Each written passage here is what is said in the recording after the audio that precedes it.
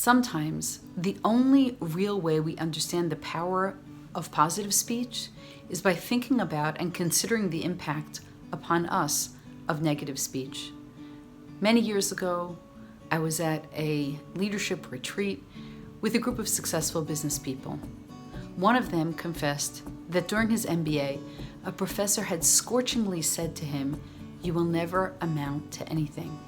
And even though he had had success in his life and many, many triumphs in his business, those wounds still continued to scar him, and he took them as evidence of the truth. All of us carry remarks, usually that someone in a position of greater power over us, a teacher, a parent, a relative, a headmaster, a boss, has said, that make us walk in a wounded way in the universe. We can't erase them from our memory. In correction, a tikkun of this, I think, is available to us from Shmuel Aleph, the first book of Samuel.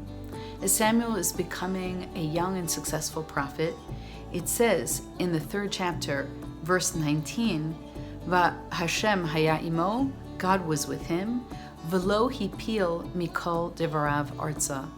Not one of his words were allowed to fall to the ground. It's not really clear whose words were not allowed to fall to the ground. Were Samuel's words not allowed to fall to the ground?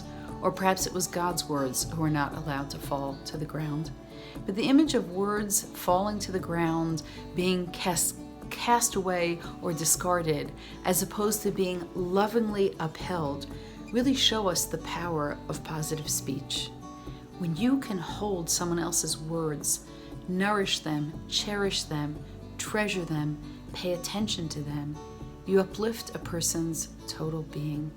I think that's one of the goals of our lives, is to help make sure that other people's words don't fall to the ground, and that we can lift and carry people with the words that we use, that hopefully they will hold on to and treasure for a lifetime.